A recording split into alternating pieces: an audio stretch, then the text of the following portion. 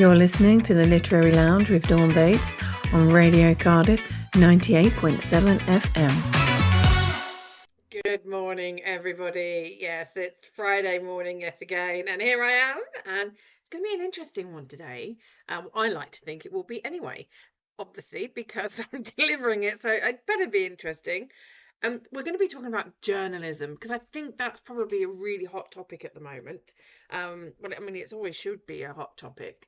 But looking at what's happening in the world, what's going on in lots of different regions, and why headlines are focusing on certain things and not on others, and looking at ethics, and because I've got some, I think, some pretty great tunes lined up for us today, obviously. I'm in a very playful mood, bit cheeky. So it is, like I said, I'm hoping it's going to be a really good one today. And the reason why I'm focusing on journalism today, because over in the DBI Author Academy, for people that are writing, looking at whether it's articles or theses or dissertations or essays or even books, predominantly books, because that's what I do. This is the curriculum that we work through we've got like a 12-month curriculum. And this month we're talking about, journalism and ethics and using a platform, because there are lots of people that have got this great platform, whether it's, successful business leaders, whether it's university lecturers, whether it is heads of departments, whether it's influencers. I really don't like that term influencers, because it's just been hijacked, and that's part of the reason why this is so important, because we're looking at how people use words and manipulate them and manipulate us as the people who read them or have been taught certain words. And this is the thing about when you are given the role of teaching people about literacy, whether it's English comprehension when you're in, primary school or high school, and you've got this opportunity to stand in front of people and deliver a class, a workshop, a lecture. I mean, I delivered a lecture yesterday at Cardiff Uni, and thank you to the business school for that. And that was all about, purchasing and the process of the supply chain. But I look at it through a social impact lens. We had some great conversations, lots of great fun, but it was all about getting people to fact check who they're working with and do their due diligence, and making sure that what is being said is actually what is being written. Now, there was an interesting section in the lecture yesterday when I said about using the wisdom currency from prisoners, and one guy turned around and said, "But why should we make them?" But I didn't say make them.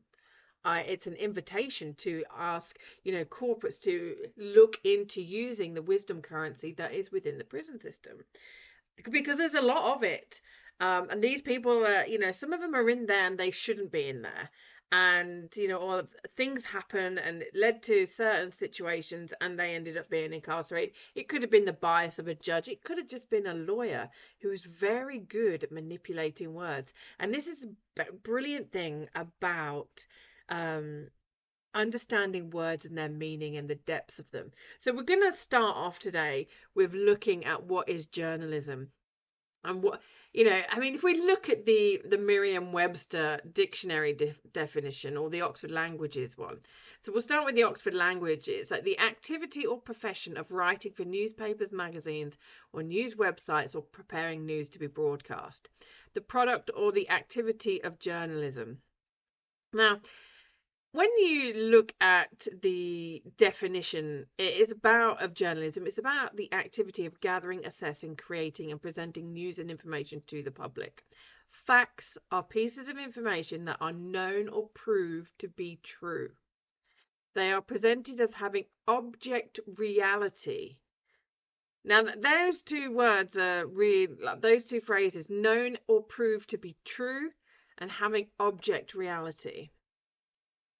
And it's about finding sources, attending events, verifying facts, and adhering to a strict ethical code, often working under tight deadlines in a fast-paced environment to deliver accurate, compelling information to the public. Now, we all know that a lot of the stuff we read in the paper these days, or we see on the news and all these, sound bites that you're hearing, and you've got people like Piers Morgan, and doing his thing, and I sometimes I'm like, oh God, I actually quite agreed with what he just said, and I really don't like him. And there are certain people that will say things that you don't really want to agree with because of who that person is and who they have built themselves to be. But again, journalism is coming back to facts, fact checking, and it's about looking at the ethics. These people have got a platform. Journalists, whether they're the news anchors, whether they're the written journalists, whether they're, making documentaries, understanding what they're reading and what they're hearing is very, very key. And this is why understanding literacy, having a strong grasp of literacy is so, so important. Because when you're in a courtroom and you're listening to a lawyer present a case or present the facts, they're doing it to win an argument. Now, Alfred Lord Tennyson once said that a lawyer is a manipulator of words. I'm paraphrasing, because he knew that they're not interested in getting justice, a lot of them now, especially these days. All they're really interested in doing is winning that case, winning their case. Because if you're a lawyer, and you know that your client is guilty, your job is not to make them guilty. You've got to turn them into an innocent person. And you've got to win your case. You've got to get them off. And what then happens is you have these journalists that are reporting on this, and he's proven innocent. Well, really, was he, or was he just argued innocently? Because if the evidence proves he's guilty or she is guilty, but the lawyer is a very good manipulator of words, like a lot of journalists, then he wasn't proven, or she wasn't proven innocent. They were just argued innocent. And that is something that is really, really I just find it fascinating, because how on earth are any of us supposed to believe anything we read? And we're all seeing this AI explode everywhere. People are writing books in 7 seconds. People are writing books. It's like, you haven't written that book, and how you're just using AI, and you're gonna end up looking like a right idiot, because half of the stuff that will be in that book is not accurate, because AI is not accurate, because AI has bias. AI is developed by humans, and the bias and the attitudes and the racism. Like, I've played with it and I'm like, oh my God, that's really fascinating. Put your name into Google and see what it knows about you. And apparently I've written stuff that I'm like, I don't know anything about that. I didn't write that book. Things have been attributed to me. I've been told I've been to certain places. I'm like, no, I haven't. That I've created certain things. No, I haven't. There have been some things in there that are absolutely hilarious. But what's happening is it's gathering all this information and it's bringing it to you so fast. It's not fact checking. Now, we all know that a few years ago, George Soros, the multi-billionaire, and his fact checking that was going on, and everyone got called conspiracy theorists, and that anyone that I mean, the amount of times I was banned from Facebook and had my account taken down was absolutely hilarious. I actually would giggle to myself as I hit post. Wonder if this will be taken down today. And we're just like, who can you trust? And that's what my next song is about. It's about having these trust issues. Now, when I first heard this song, I did giggle. I mean, I love to giggle. I have something called like the giggle therapy, because even when you're having a bad day, you should always try and find time to giggle. It's good it's good. They're not called wrinkles, folks. They're called laughter lines. And you need to belly laugh. But sometimes we get so caught up either in relationships and in the news, um we think we know someone, and then they present themselves to us, someone that we have believed or trusted in the media, or in at work, or in our marriage, or our parents, and then we find out a lie. We find out they've been lying to us, and that really, really messes with your head a lot of the time. And it really is quite interesting that people don't do their research. They don't do their own fact checking. They just read something on Bookface. Oh, it must be true, because Mabel, who's next door neighbor to Ross, who said that Hilda said something, and so that must be true because she read it on Facebook. No, you need to do your research, and it's not always a good idea to trust these journalists. They're a bit of a dodgy bunch, aren't they, really? I'd love to get someone from Cardiff Uni, from the journalism course. I might actually work on that and see if we can have a bit of a debate in the studio. So here's Dave Winnell with Trust Issues. I did tell you I was in a bit of a cheeky mood today, and I hope you like that song, Dave Winnell, Trust Issues. Um, you should trust them. You really, really should. And I've always had this saying, sometimes you have to learn to trust yourself, to trust other people. And that when you understand that phrase, you start to really unravel certain things. Like, are you trusting the right people? How do you know? Because you've got friends that you will be, you'll be sat with them. I was with someone recently, and they started talking about something, and I was just looking at them and thinking, you are talking out of your backside. And I said, do you really want to have this conversation with me? What do you mean? And I was like, well, I'll tell you, but you got to be ready, because what you've just said is a whole load of rubbish. And I saw it and it was on Reddit, and I'm like, well, I don't care if it was on Reddit, but did you read it? Did you actually read about this subject? Did you actually do your own research, or did you just trust some random person on some kind of social media platform? No, you didn't do any of your research, because if you did, you wouldn't actually believe that. And that's the thing about journalists. They're under so much pressure to deliver that article and get paid, because the world has changed. Before, you used to have a column and you used to get paid for it. If you submit an article to a magazine or a newspaper, you get paid for it. Now, one of the things I've realized is that I get invited to write an article, and people will go, oh, we've been watching what you're doing and it's really wonderful. We're really impressed with you. We'd love to feature you on the front cover, and have one of your articles in our magazine. It'll be £2,500. I'm like, really? I think you've got the invoicing structure the wrong way round. If you want me in your magazine, if you want me to write something for your newspaper, you're going to pay me because of my intellectual property. I don't go into Sainsbury's and go, you should be honoured that I'm here. I've just signed that receipt for you, so therefore that receipt is now worth more than the shopping, so you're going to give me the shopping for free. And the thing is that these magazines go out, but nobody really reads them. Who reads these magazines these days? Yeah, you get a front cover, and yes, it's a marketing asset, and I get all of that. But it's like when people have an international bestseller, put on the front of their book, and they've done, all of this marketing. I'm an international bestseller. Are you really? Or did you just sell 3 books in a really random category for 99 pence over 24 hours?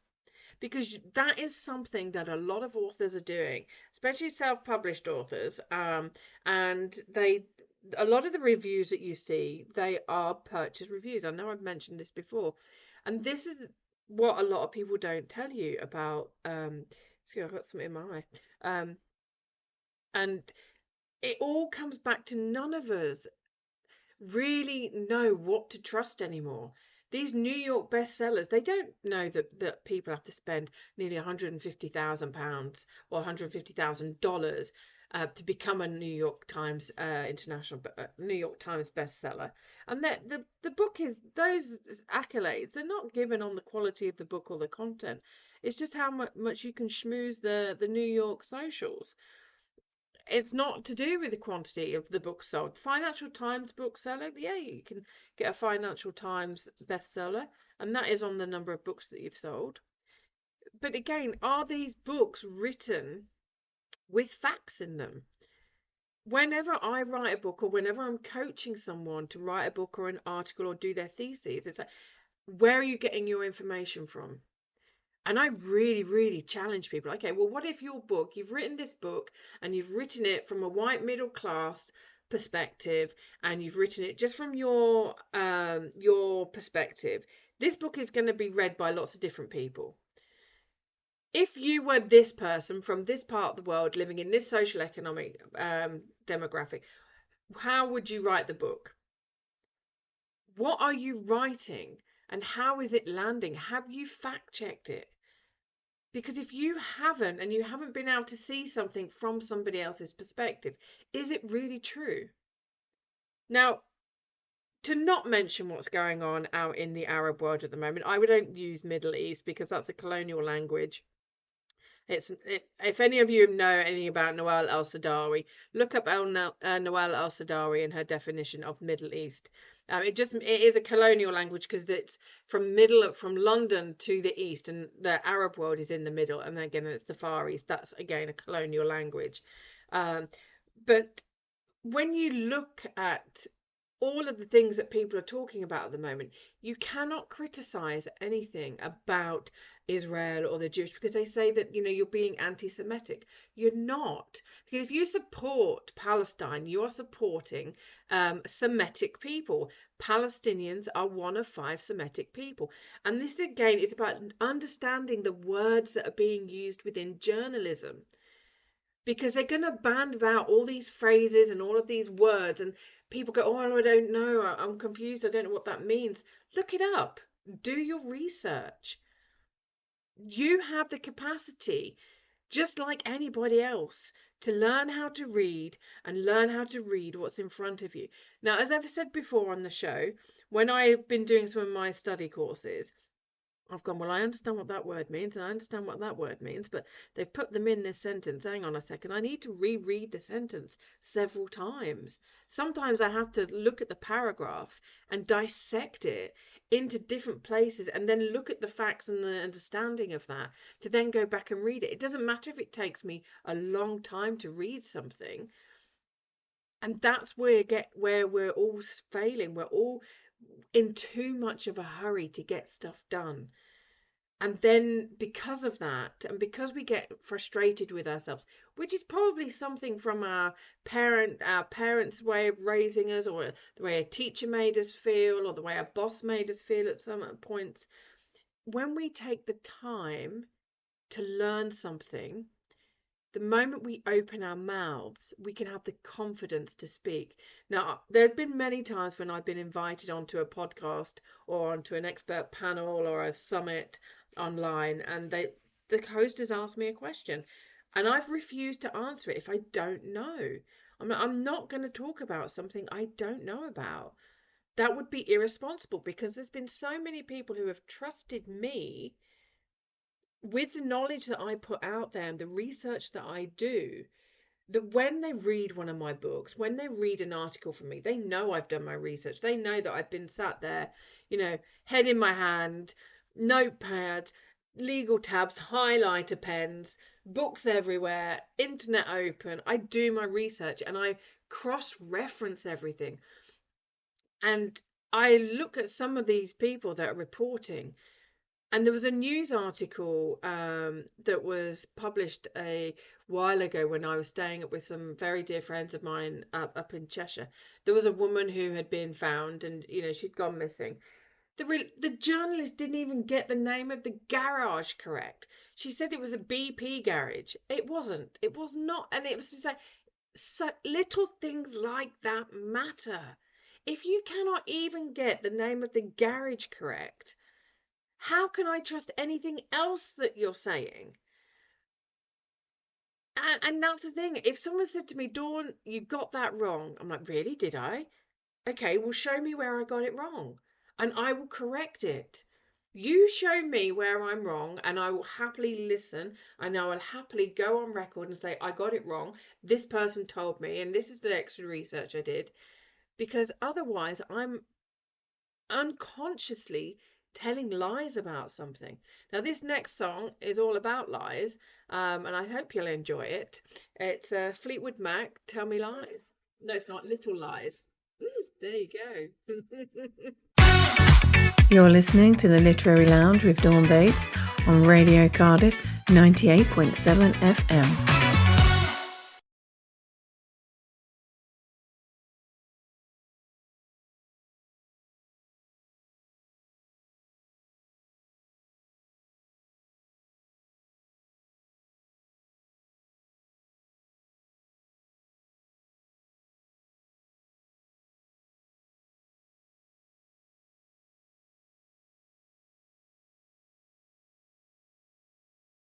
Hey, there's the news and the ads, and before that, it was Fleetwood Mac with Little Lies, not Tell Me Lies.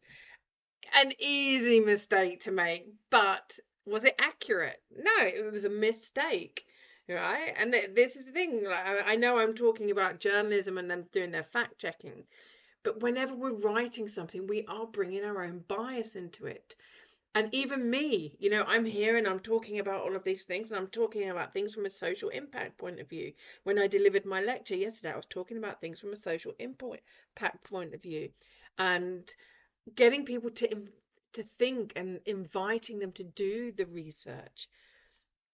A lot of people that they're so afraid of doing research, and there's so much information out there that we on the internet. And I remember when I was traveling around the world, for those of you who don't know, I spent 8 years traveling around the world by myself. I sailed a lot.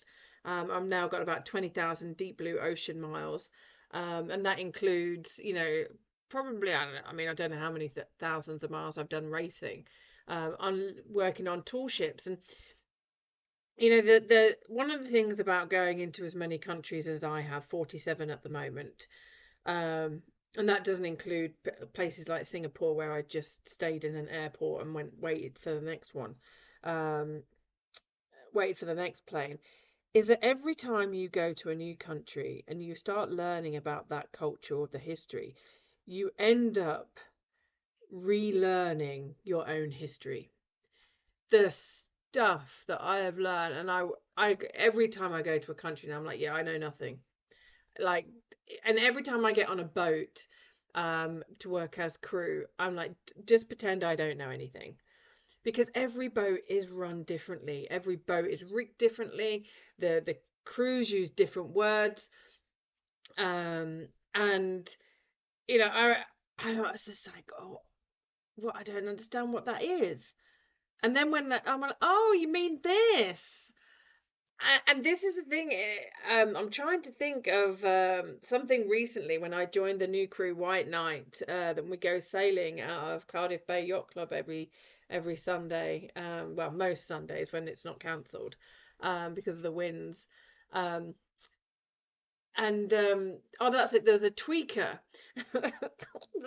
There's something on the when you're doing the rigging the spinnaker or the kite, and it's something is called a tweaker, and I was like, huh?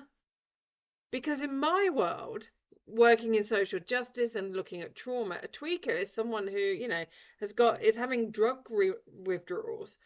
I wasn't expecting to hear that on the yacht, and all it is the ring that you put the rope through. I'm trying to not use some of the other terminology.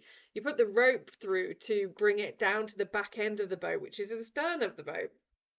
I was like, oh, okay. Um, and then, that's just certain things, and we use different words to mean different things, or the same word to mean different things. And it is relearning, and it can get overwhelming, because there'll be some things, like if you remember my very first episodes here, I'm reading all of these, instructions and all of these words along the top of the software that I'm using. And okay, well, that's a track, okay, and that's transport, and that's generating, and okay, I'm getting that. And I remember when I first came back to Britain, after living out in the Arab world, and we have something here called flip-flops. The things you wear on your feet. Now, I don't call them flip-flops. I call them shib-shib. Now, that's the Arabic word for them. But again, when you go over to Australia, they're called thongs. Now, to me, a thong is again something very different. It's just a piece of string up your backside trying to act like a pair of knickers. Um, and um, it can get really confusing when you've been to so many countries and when you learn different languages, because you're just like, okay, well, I don't, where am I? And even yesterday in the lecture, because there were Arabs in the lecture, my Arabic came out a little bit more than it normally does. And I said a few words, and made us all giggle. and we were translating them to the other students so they were included. And then some of my Portuguese came out, and then some of my Spanish came out, and we're all having a giggle. But it was fantastic because because the lecture, that all the students there were international students, and it made everybody feel included. But when we're reading the news and it's always written from one perspective, like if you read the Daily Mail, God help you, um, ugh, I wouldn't even use that to burn my journals. That just like intoxicate them, I think. Just pollute the energy of my journaling. Oh, but then again, I wouldn't. When we look at what was on the front of the Telegraph the other day, I mean, yeah. I mean, I don't know if any of you saw the headline, but it was saying that Netanyahu was, one of the yeah. Moving on from that, that's for a different show. And I know that, I'm probably a bit more political than our other presenters, but it's about literature. This show is about literature, and it's not just about reading books. It's not just about writing books. It is about all of literature. So if you're writing an essay or an op-ed, or you're writing a thesis or a dissertation on something, or you are writing a book, these things are all about politics. Everything is politics. Everything. And for us to not, if we think that even the shops that we buy at, us going shopping, that's still politics. Understanding how to read the instructions, the instructions on the label, knowing that there was I saw something yesterday that this Turkish woman, she says she feels like Marks and Spencer's. She's made in Turkey but lives in Britain. And shopping in different shops is political. If you're buying your outfits from Shein, are you really getting anything of quality? You might be getting it at a lower price, but how are the people that are making your garments, how are they living? But then are we looking, as Derek Brady, a very dear friend of mine, he says, don't look at the world through your own eyes. Look at the world through their eyes. And this was something that came up in the lecture yesterday, that we could be going, yeah, well, we shouldn't really be having sweatshops. But those people need to work to buy food. And if we're looking at situations globally from our own viewpoint and not looking at it from their point of view, is it responsible journalism? Or are we just really looking for clickbait and for that shock factor to actually spread fear amongst people? When we look at sending our clothes, we think we're doing a really great job sending our clothes to the charity shops, but lots of people disrespect it. They don't send good clothes that have been washed and ironed to the charity shop. They just send their crap. And then the charity shop spends a lot of money, lots of time and money, either sorting through the crap, then having to wash it and then iron it. And that's costing the charity shop a lot of money to do that. So it kind of is counterproductive. But when we're sending clothing out to different countries, we're actually destroying their manufacturing and their textiles industry. We're also robbing them of their culture and their folklore. Not their folklore, but their heritage, because their fabrics and designs are being lost. You're losing a lot of the rich tapestries and fabrics and colors and identities of these other countries, because we're sending our Western clothes over there. When I lived out in Egypt, I loved wearing a galabeya. Absolutely loved it. It was so hot. It's just a dress. But it was so good. It was like shib and galabeya every day, apart from my linen trousers, And it was interesting because I would turn up dressed like that, and others wouldn't. Like the Egyptian teachers would turn up in their Western dress, and they'd be like, "Well, hang on a second, what's gone wrong here?" But here's another song that I really love. It's called Promises and Lies.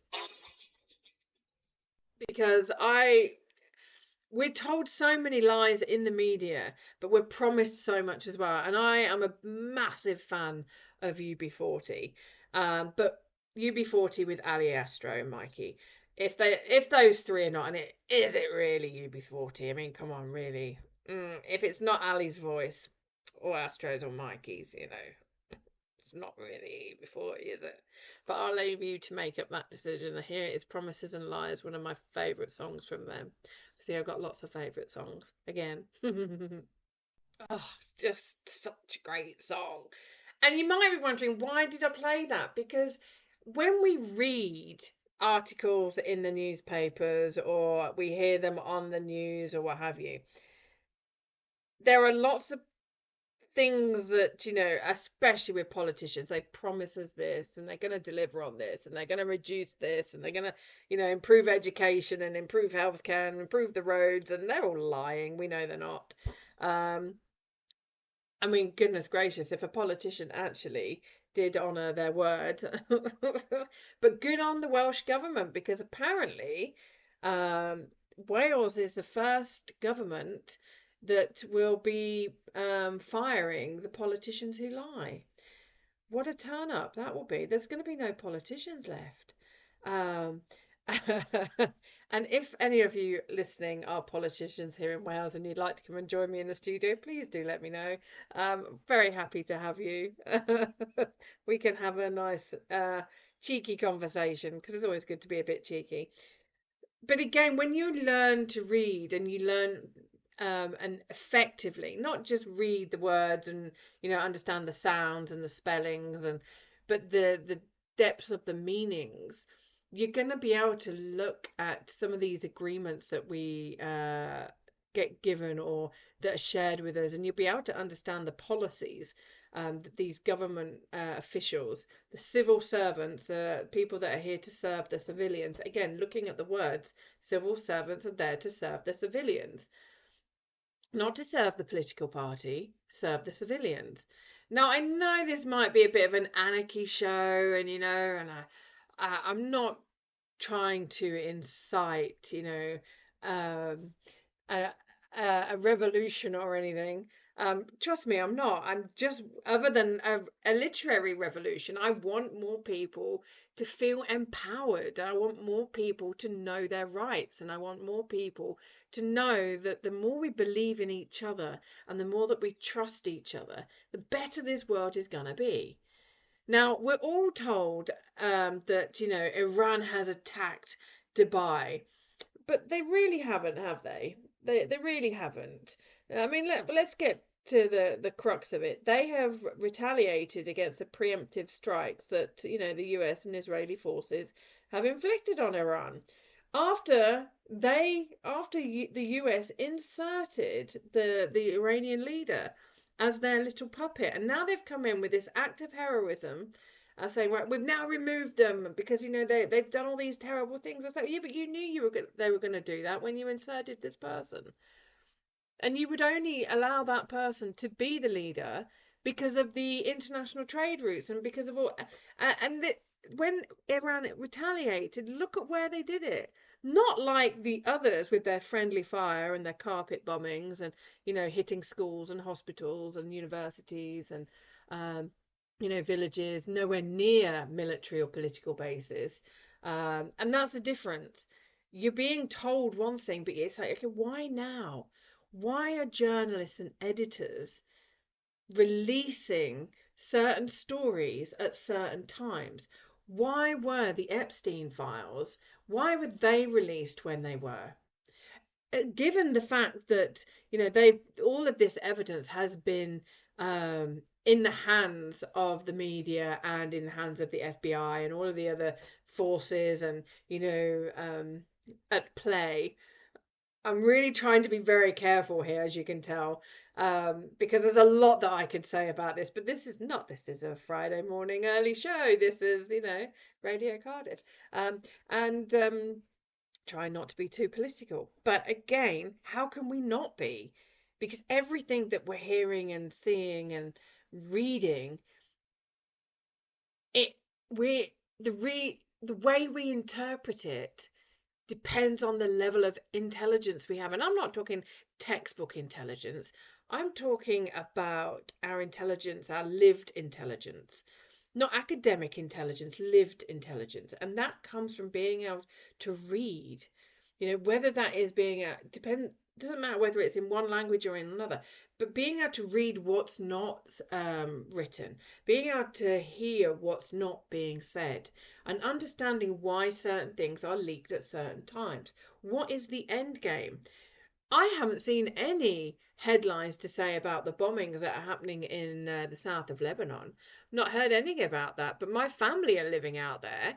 And there have been a lot of people from the south of Lebanon that have been given 7 hours to leave their home.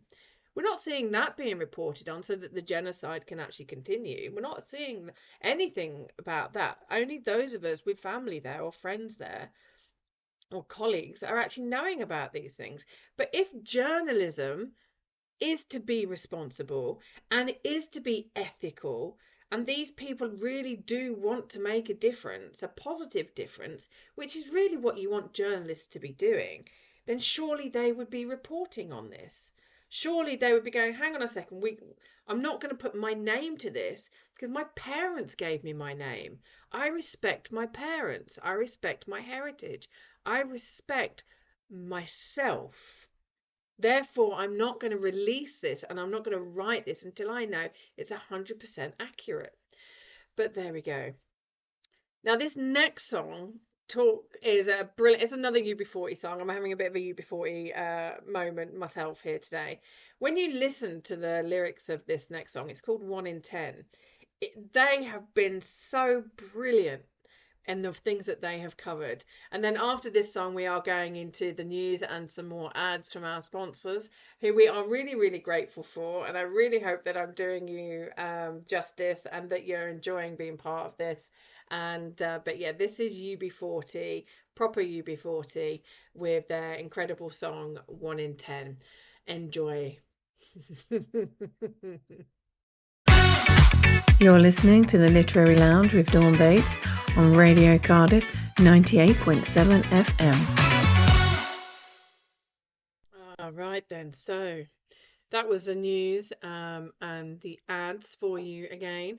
So it's always good to be informed, isn't it, really? I mean, some of the things that we do here in the news, we do get excited about, like tickets going on sale for our favourite comedian or our favourite band. And over the years, I've noticed, and many of you that are the same age as me, I'm 48, born in the 70s, raised in the 80s, raved in the 90s, creaking in the 2020s. Oh gosh, sometimes when I get out of bed, I'm like, oh my God, my body aches, and I'm like, not done anything. It's all coming to us all, isn't it? But we stay active. We get things done. But it kind of hits you at some point that, yep, I'm getting older. And there's a chap on Instagram at the moment. Someone sent. I'm not quite sure how I discovered him. But it was absolutely hilarious. Some of the things he's doing. He's interviewing people, like kids on the street. I think that no, they're not kids. They're late teens, early 20s. And it's typical movie. And he's asking them questions, like really, really easy questions.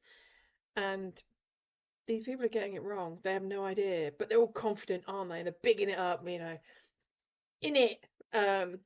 And speaking of in it, when I used to go raving in Swindon, you'd ask someone how you doing. They go, in it. I'm like, in what? I didn't ask you where something was. I just asked you how you are. Like, what? Why did you say in it? Like, I don't understand. Me no comprende nada. But he's asking people, like, I mean, there's another one where he's even asking like a grown man really simple, basic questions, and you're like, what happened to our education system? Why is it people don't know the basics? Like, what's half of 40? And this lad was so convinced you cannot have half of 40. And then he's asking, like, just asking them, like, what is name me 3 continents. And there's a thing going on between the US and Britain at the moment. Like, who's got the dumbest population? And back in my day, as Grant Alfred would say when we were watching, Only Fools and Horses in the war, back in my day, um, like, you'd have to learn these things. You'd have to learn what a continent is. You would have to know what, half of 40 was. How are you going to know whether your employer is ripping you off or not? How do you know you're earning the right amount of money for the services that you are providing? How do you know that the tax office or your working tax credits or working family tax credits or whatever they're called now, universal credits, how do you know you're getting the right amount of money? Now, I remember before I went traveling, my boys were of an age where I got working family tax credits, and I was like, really? Okay, gee, thanks for that. And they would always say that based on the information that you have given, we have calculated or we have made the adjustments. And I remember beginning of last year, I had this woman phone me up and say to me, we've calculated, we're chasing this money. I was like, what money are you chasing? I'm all up to date. What do you mean? Well, you owe this much money. I was like, no, I don't. Oh, no, because, there was a miscalculation. Well, it's not my fault. I gave you the information. You even wrote right on your forms that we have, based on the information you have given us, we have calculated and we have made the adjustments. Well, okay, you've made the adjustments and you have paid me what you paid me. Don't come back to me because you're inadequate or you do not know how to read the information on your own forms and that you have made the adjustments incorrect, because that's not on me. If you have done the thing wrong, put it down to training and correct it the next time. And I'm having this conversation with it. I mean, does it or does it not say on your forms that you have calculated it based on the information I have given? And I have signed it, say the information I have given you is correct. And then I've sent it to you, and then you have come back to me and say, based on what you've told me, this is how much we have adjusted. And they had nothing. But if I didn't know how to understand the words and the law and the clauses within their own contracts, I wouldn't have had a leg to stand on. It's like that a lot of people that are that are stranded out in different parts of the world because of the flights being cancelled. When they look at their insurance policies, are they? Oh, hang on 1 second. Sorry about that. My computer started to update itself. But again, going back, if these people that are stranded out in different parts of the world because flights have been cancelled, they're going to say it's an act of war. Now, we could say it's an act of war. We could say it's a lack of competence and, grown men throwing their toys out the pram, or political it the thing is, it's like, is it an act of war? Is it? Because if you are looking at it, we're not at war. And it's about looking at all the other terms and conditions within your holiday insurance or your flight insurance. Look at all of the clauses that are in there. Because if this was an act of war, we would actually be at war. We're not at war. And the other thing that people are going to need to really look at is the exclusions in the terms and conditions. Now, some people will say, oh, just put it into ChatGPT and put your policy in and find a loophole. You could do that if you use ChatGPT or if you've got a lawyer friend. But again, remember what I said at the very beginning of this show, that it's not about whether someone can be proven innocent or not. It's about whether you can argue better or not. And if you can prove, because this is not an act of war, we're not at war, but is it an act of war? how are the insurance companies defining what an act of war is? What are we looking at? Now, it could be a political civil unrest. Well, tell me what isn't. Because we do have a lot of different things going on, and they could all be interpreted in a certain way. Now, I'm helping somebody at the moment look at their insurance policies. I used to work for an insurance company. I used to look at the underwriting, and I used to be able to do the claims assessing.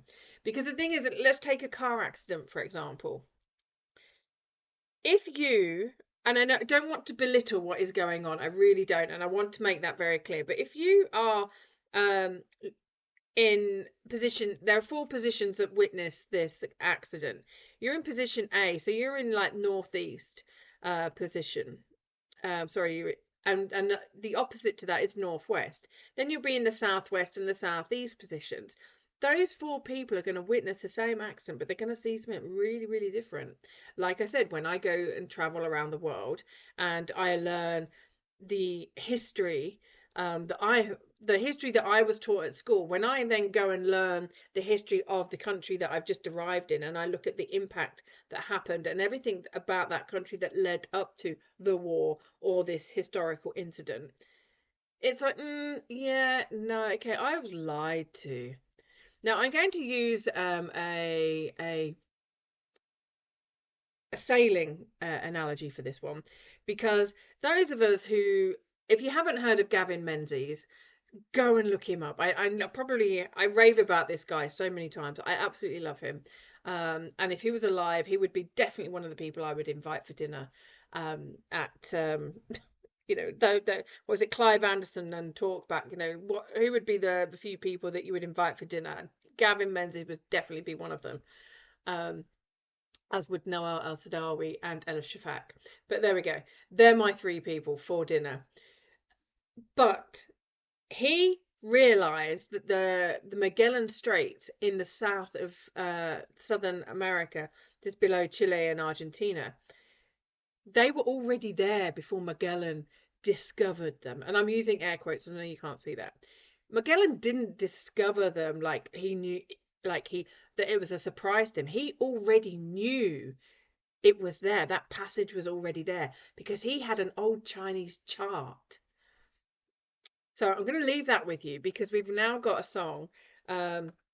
Because again, looking at history, why are we invading certain places? Why are we only supporting certain people? Now, this song was really big when I was younger, and I love it. And it talks about, loving each other and making peace, and we can't change the color of our skin. We can only change our attitudes to those people, or we can only change. No one is born racist. No one is born prejudiced. These are all inherent. So here is Neneh Cherry and Youssou N'Dour with 7 Seconds. Just love it. Love.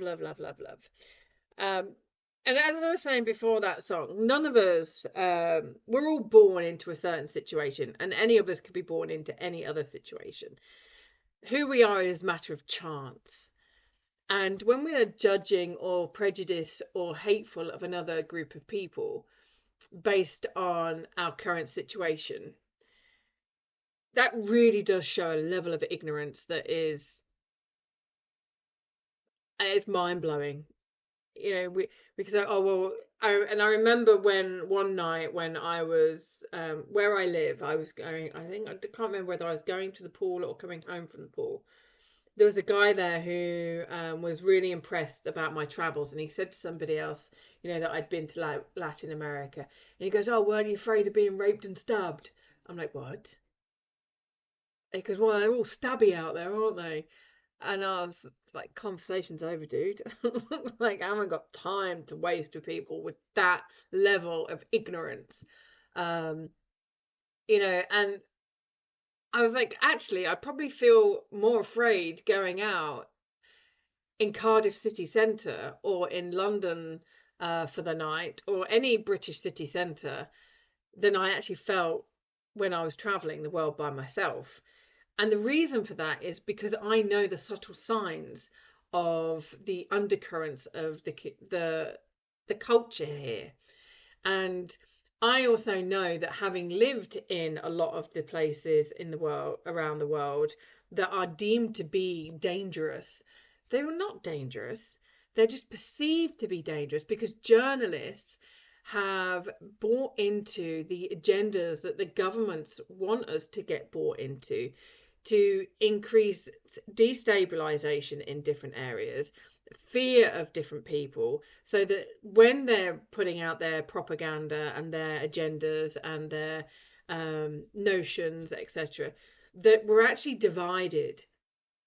And that's one of the reasons why I love the 7 Second songs, because it's actually saying, if we're actually just going to look at each other based on the color of our skin, or the religion that we follow or don't follow, or the place in the world that we were born, or the community that we were born in, then we've got work to do. We really do. We have work to do on ourselves. And the more we learn about others, the more we learn about ourselves. And the more we learn about, the more we read books from lots of different places. Like there was Lisa C. She wrote a series of books, about different parts of China, Kuwait, not Kuwait, Korea, and she wrote the book, one of my favorite books. She's an American writer.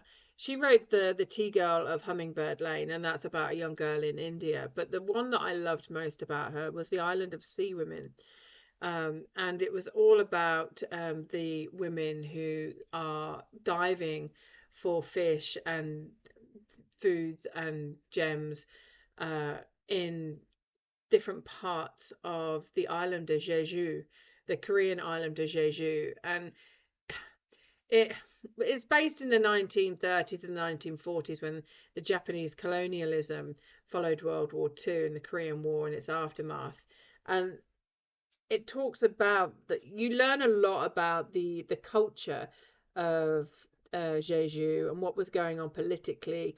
And then I mentioned last week, I think it was last week, I spoke about the book by Kristen Hanna, The Women, and how women were not in the Vietnam War, but they absolutely were. And it was about their stories, it was about the nurses' stories out there. But when you're reading these books, if you're just reading it, oh, they're about nurses are falling in love, but you're not actually paying attention to the cultural aspects of the book, you're actually missing a huge part of history. And again, you can, when you're reading these books, you can then go and check some of the facts. There's a guy called Robert Greene. He wrote the 48 Powers, 48 Rules of Power, 48 Laws of Power. So the concise 48 Laws of Power. He also wrote the Art of War, Seduction, Mastery, and I was reading through the 48 Laws of Power, and there were so many errors in that book. And I nearly threw. Where I was in a place called Tatajuba in Brazil, in the Nordeste of Brazil, when I was reading that. And I was getting so angry, but I was so grateful that I was where I was, because I'd get so cross, I'd go kite surfing. And I was so blessed to do it. And I nearly did do a kite surf all the way around the French Guiana, but I was like, yeah, I don't want to go to French Guiana. There were too many bugs, and I wasn't prepared for that. And I really did need to keep following the human trafficking routes that I was sailing around the world following, and also enjoying life as I went, or did my best to, the more I learned. But again, there are all these people that are making money from sharing this knowledge in these books. And one of the things that when I wrote Wallahi, which is my second book, which created me a career, well, gave me the accolade of international bestseller, is when Arabs read that book, they're like, oh my God, I love this book. And several Egyptians are like, you're our voice. You're our non-Egyptian voice for Egyptian people. And I'm like, yeah, but only from a certain perspective. The only reason why I wrote that book is because I was sick and fed up with hearing the lies about what was actually happening being spread over by people. Some of them were my neighbors in Egypt, There's one woman in particular, if I saw her today, I'd probably slap her. I wouldn't. That's violence. But I'd really like have words with her. Like, what were you thinking? Spreading that kind of lie about what was going on. You were two doors up from me. I know that what you were saying is not true. And I always try and do my best. And one of the things that I said when I was in Egypt is if I want my human rights recognized, then I have to help other people get theirs recognized. And this next song is by a really fantastic band, Welshly Arms, and it's the song Stand. And when you listen to the lyrics, you'll understand why I love it. Well, I hope you will anyway. Here you go. You're listening to the Literary Lounge with Dawn Bates on Radio Cardiff 98.7 FM. Right then, so we're in the final run to the end of the show.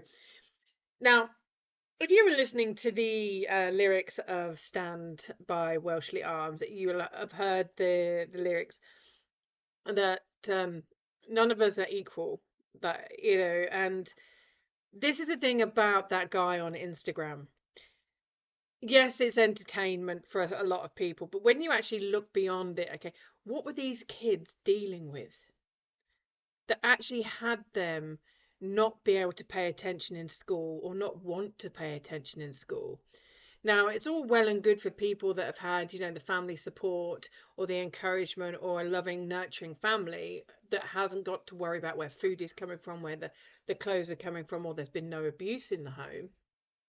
But if those kids have been through stuff that we can't even begin to imagine, they're not going to be able to pay attention to what's going on at school. They're not going to have wanted to learn. They're wanting to escape any kind of authority. And that's the thing about you know, that one of my passions for helping other people learn to read and have confidence in their own knowledge of comprehension and literacy. We can do all of these things and, you know, all of these initiatives, but until we're dealing with the root of the issue, until we're actually getting to the cause of what's happening, whether it is the situation that we're seeing going on in the Arab world at the moment, or whether it is, you know, the lack of education that these kids are coming out of school with. Now we have to remember that school was created to get people to follow orders, to sit still, to do a job. They were training grounds to do a job, to listen to the boss. They were there to get people just to be able to follow instructions and to ultimately be indoctrinated by a certain view of the world and learn things a certain way, learn a certain language. One of the best things, and I mean, I'm not great at maths, but, you know, maths is maths. You can't really argue with maths. Science is down to interpretation. And one of the things that I love about literacy and about literature, sorry, is that every time you read something, you are giving that piece of text a whole new way of being understood. Like I said last time, 1 million readers there are, you know, from post the book being published.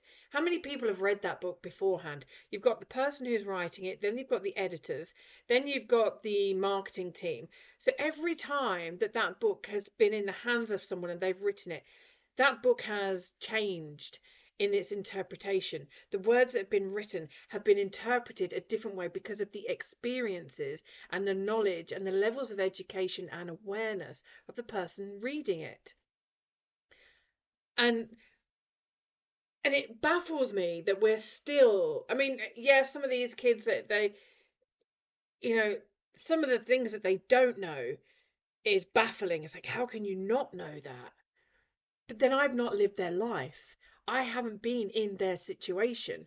I haven't grown up in the environment that they've grown up in. And then there will be people who, for example, when I came back from living in Egypt, my whole world at that point was, okay, what's going on in Egypt? Boys are not going to school, so I've got to homeschool them. Best thing I ever did, by the way, taking my kids out of school, as some of my friends have also realised. But about their own children, not just about mine.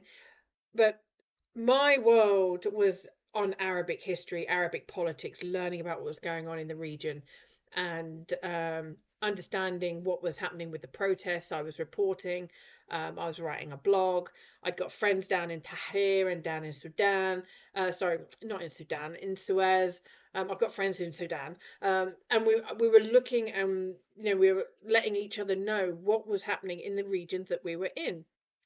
But again, like the car accident, because we're only looking at it from a certain perspective, from a certain rooftop, or from a certain vehicle, or with a certain reporter. I mean, some of the people I knew were reporting and fixers for the BBC. Some of them were with French news, some were with Al Jazeera. So I knew a lot of journalists, and friends were in touch with a lot of journalists and were fixing for them.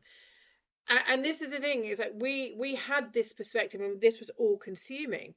um we'd go to the club and it was there, and there'd be military, and then you've got, and if you know anything about Egyptian history, modern history, well, that's a different thing. We'll park that for today. Go read my second book, Wallahi.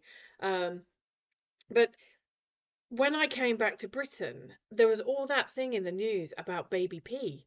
I had no idea who Baby P was. I didn't know what was going on. And people were like, "What? How can you not know? How can you not know what happened to that poor little girl?" Um, you know, and I was just like, "Well, I don't know what that was about." Peter Connolly, he was 17 months old, and he suffered horrific abuse of over 50 injuries, and I think it was Haringey Social Services is what I've written down. And it showcased a lot of the failings within that social care services, and it really helped spark a lot of changes, or supposed changes, and but then you kind of look, okay, well, have social services gone too far? Are they now protecting and overprotecting? Is there such a thing as overprotecting? Well, I actually think there is a case of overprotecting, and we only have to look at, some of the adult kids today that have never been allowed to get on a bus by themselves, or, have been out to go out on their bike by themselves, or go to the park by themselves. Again, raised in the 80s here, you know, back before dark, your dinner will be ready. If you're not if you're not home by time it's dark, the dinner's in the dog. We would go out all day long on our bikes, climbing trees, and if we hadn't broken our arm by the age of 11, then like what on earth were we even playing? I mean, I broke my arm at 4 years old. Like, I was playing. But again, I didn't know about the Baby P case because I wasn't here in this part of the world. We were looking at more about what was going on in the protests, what curfew. I'd never had a curfew in my life. Like, my curfew was back before dark, whatever time that happens to be. So I guess, I had a curfew. But again, it's when we look at how things are reported on in the news, are these reporters, are these journalists actually looking at the bigger picture? Because if they are really truly ethical in their research, and they're really truly going to do journalism, any kind of credibility, because they've got to look at things critically, they've got to analyze things critically, they've got to think critically. But some of them, that they wouldn't be able to think critically if it came up and bit them on the backside. They have to have intellectual confidence, and a lot of them don't.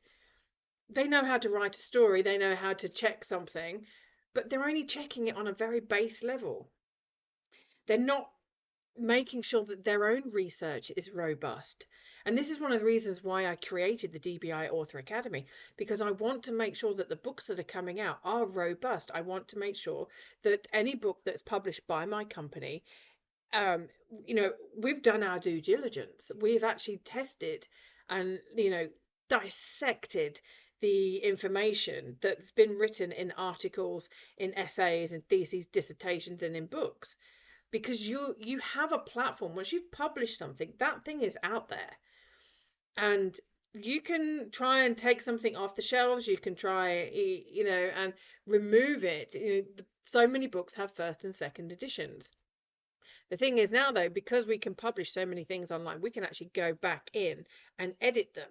And one of the songs that I'm about to play, because I've got, we are leading into the weekend, people, is this song is, it's just such a great song.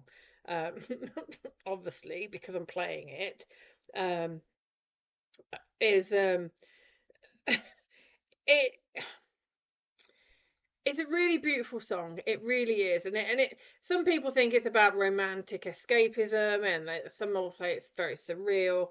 But it's about the desire for the positive in every area of life. And again, when we're listening to these song lyrics, do we actually understand what the songs are about? It's talking about the feelings of newness and people coming together. And some people might think it's about two people in love with each other in a romantic sense, but it could be two friends. It could be two journalists that are getting together to have each other's back, or it could be the editor and the writer. It could be siblings that have been estranged. It could be, parents that have been estranged and have come back to, they've done their healing, and they're in that mature phase of life, so they've come back to heal their family by co-parenting properly. And this is the thing I'm encouraging you, that when you listen to songs or you read something, that you look that little bit deeper, and look for the connections that we have, rather than the dull doom scrolling that we tend to have. And there's a phrase in this song called that says "happy like you," and that's what we want. We want people to be happy like you. Now, this is a song called "We Are the People." It's by an Australian electronic duo called Empire of the Sun. So here you go, enjoy. That was Eric Prydz, "We Are Mirage," Empire of the Sun. We Are the People. Like, there are so many different variations on a theme with that one, but it's such a nice feel good. There is a lot of heavy stuff at the moment. I'm gonna really wanting to end today's show on a real high with some really nice songs that go into a little bit more depth. I mean, they have been, like I said, I wanted some really cool songs today. Um, and I will always want really cool songs. And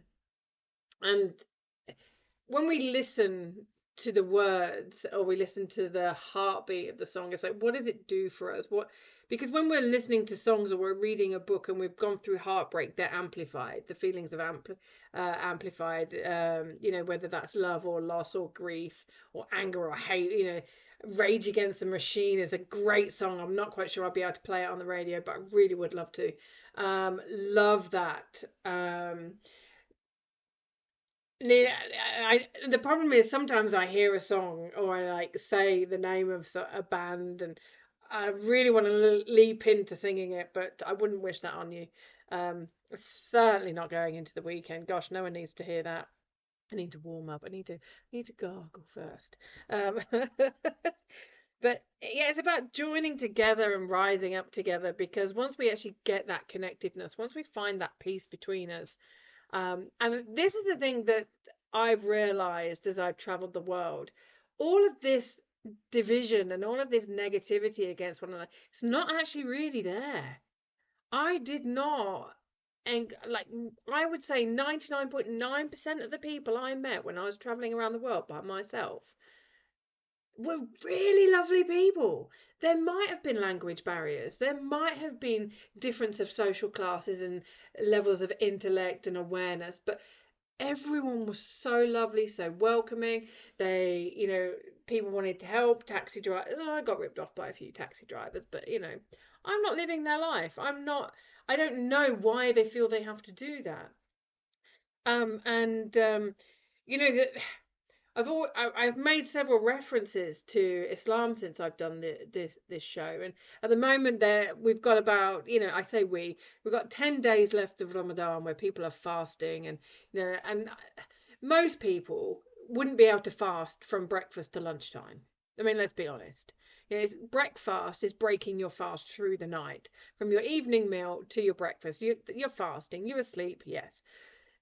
But how many people would be able to fast from breakfast to dinner? How many people would be able to break their fast in the afternoon? Now, lots more people are doing intermittent fasting. So they're having, their lunch, about 1 o'clock, and having their evening meal about 6. or making sure their evening meal is finished at 6. But would they be able to do the Ramadan fasting without the water? Even when you're doing a water fast, you're still drinking water. Yeah, okay, you're going for much longer. I mean, I've done a water fast. But again, when you're putting your body under so much pressure, or you're cleansing your body, like you're doing a detox, those of us who've tried to quit caffeine, and I've done a caffeine detox, like the headache that kicks in, oh my Lord, day 2 or 3 of a caffeine detox, whew, not fun at all. And again, looking at where other people are at, where are these journalists coming from? Why are they writing it in the way that they're writing it? Have they just taken a job with papers like the dailies, like the Daily Express or the Sun or the Star? I mean, goodness gracious. Or, the Telegraph. I mean, the headlines that are coming out of the Telegraph at the moment, I'm just like, really? Seriously? Do you really believe this? Honestly, you're supposed to be educated people. Do you really believe these headlines? Do you really believe what you're writing? Have you actually done any research? Did you know that Netanyahu is a war criminal, and here you're saying he's the greatest leader of all time? Like, really? Seriously? Seriously? But there we go. Where are these people coming from? What has led them to believe the things that they believe? What has led me to believe the things that I believe? Well, traveling the world, speaking multiple languages, and being a complete nerd who loves reading and having everything I believe challenged so that I actually get a bigger, better, wider view of the world. That's something that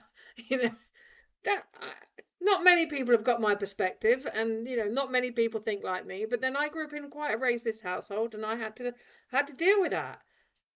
I had to make the choice. You marry him and you risk losing your family. You go after your success and you risk losing your family. Well, I've got to live my life the way I want to live it. I've got to either make my own mistakes, or I've got to make myself happy.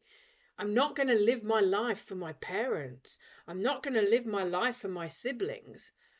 I'm going to live my life for me. And I've got to do that to make me happy. And I get that everybody does that. Well, most people, one would hope, do that. But a lot of people are running from something. A lot of people are dealing with stuff that we have no idea about. And that's why I say mean what you mean. Because, you can put, be kind, you don't know what somebody is dealing with. But really, are you being kind to everybody, or just the people that look like you and think like you? A lot like these like-minded communities and these inclusive communities. They're only inclusive if you think like them. And if you don't think like them, then you're going to have the problem. You're going to be excluded. Really, if you are going to exclude me for having an informed opinion about something, or an informed argument about something, and you're going to exclude me for that, then you're not inclusive.